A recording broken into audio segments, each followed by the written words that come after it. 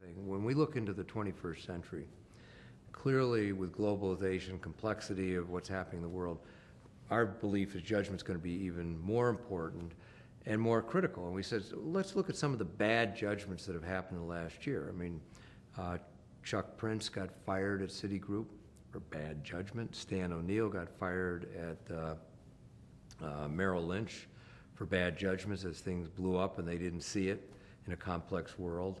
And it's a little more complicated than that on some of those that were bad people judgments.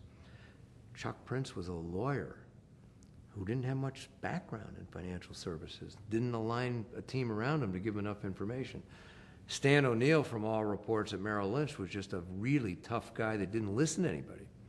He never got the data. And then the board he put in place, his judgment, he hadn't treated very nicely, so when he got in trouble, he's out.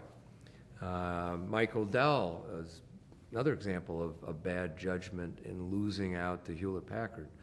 And so I think in the world today, it's going to be even more complex, more challenging, and at the end of the day, it's judgment that counts.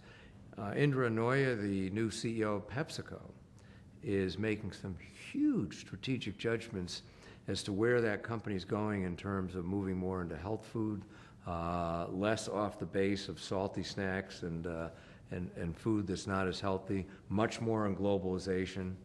The Jeff Immelts of the world moving GE's portfolio into what he calls eco-imagination, which is products that do well for the environment because they make turbines, they have wind technology, they have technology for locomotives, and they're making motors and major appliances and lighting.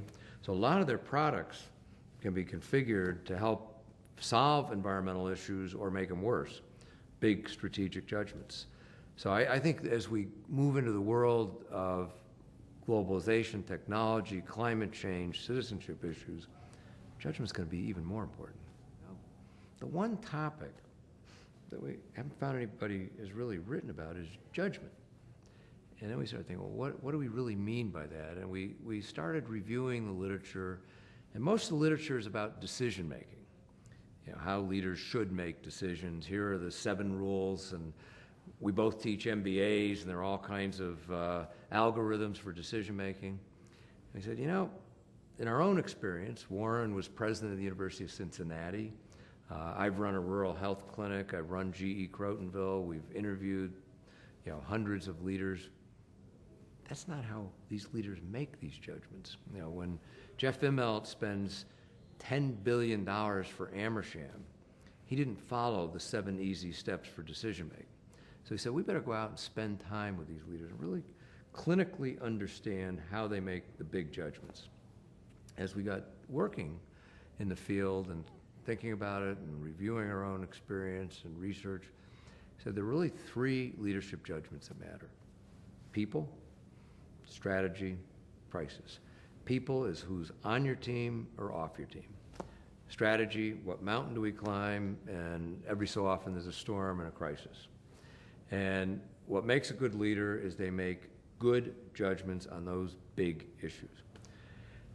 We also found out if you don't get the people judgments right, you're in trouble on getting a strategy, and you get into a crisis, you end up like some of the examples we have in the book, including Jack Nasser at Ford when the Firestone crisis hit, did not have an aligned, supportive team around him, ended up organizing a coup d'etat, got him thrown out, lost his job.